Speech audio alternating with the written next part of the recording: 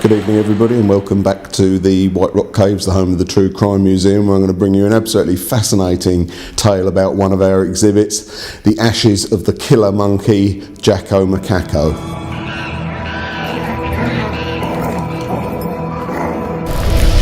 Jacco Macacco was a monkey who was taken from Africa by a merchant seaman and brought back to this country via Portsmouth. Monkeys were very, very popular pets at the time. They were frequently sold on and given on, and they would end up at either zoological gardens or they'd end up in the fighting pits.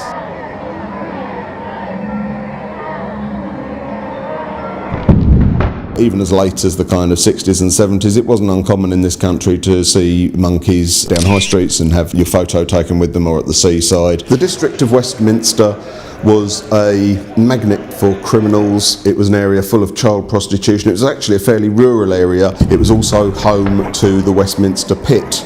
The Westminster Pit was a fighting arena, an animal baiting arena, which Charles Dickens called the centre of the Devil's Acre. There was bear baiting. There was also rat baiting, where a terrier or a pitbull dog would be put into the arena and a sack full of rats opened up. The most common and popular of the contests were dog fights, in which pit bulls would be pitted against each other in the arena, and it would be a fight to the death, sometimes lasting up to 2 or 3 hours. The dogs would go viciously at each other and bets were placed.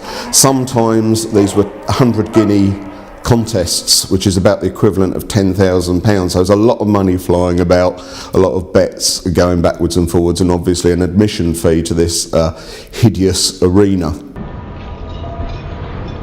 When Jacco Macacco had been in this country for a few months, he legendarily bit the merchant seaman, severing 3 of his fingers. So the seaman took him to London and sold him to an entrepreneur in Hoxton in East London, who put him into the Hoxton Pit and billed him as the Hoxton Ape. He was very, very popular. It was obviously something that not many people had seen, and he was very, very vicious and would dispatch dogs with a mahogany stick.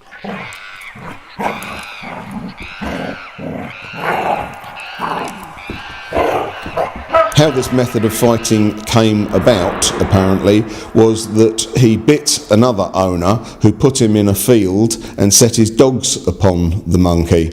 And Jacco dispatched 2 of these bulldogs with a stick. And legend has it that the owner then put 2 and 2 together and thought, right, I'll give him a hardwood stick and put him in the fighting pits. Interestingly, the pit employed a taster, who was a gentleman who would lick the fur on the dogs and the monkeys' necks in order to make sure that no noxious substance, for example ammonia or pepper or something like that, had been put on there to discourage the opponent from biting the animal around the neck. The Westminster Pit was open from 1820 to 1830, and Jacco Macacco, the killer monkey, fought 13 bouts there. The last of those bouts was fatal. It was against a bull terrier called Puss, who was owned by the prize fighter Tom Cobb.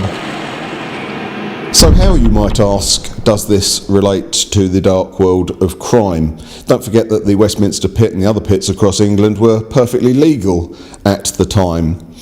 Well, in 1824, an organisation called the Society for the Prevention of Cruelty to Animals was formed, and in 1831 they took out a series of 181 prosecutions for cruelty and nuisance against animals, and one of those prosecutions was against the owners of the Westminster Pit, who were found guilty of cruelty, and the pit was closed on that date. The Society for the Prevention of Cruelty to Animals received the Royal Charter from Queen Victoria in 1840 and then went on to become the Royal Society for the Prevention of Cruelty to Animals, or as we know it now, the RSPCA. Here at the True Crime Museum we have an urn containing the ashes of the killer monkey Jacco Macacco and a plaque bearing an image of him and commemorating the year of his death, which was 1822. The one silver lining that comes out of this horrible, cruel and blood-soaked tale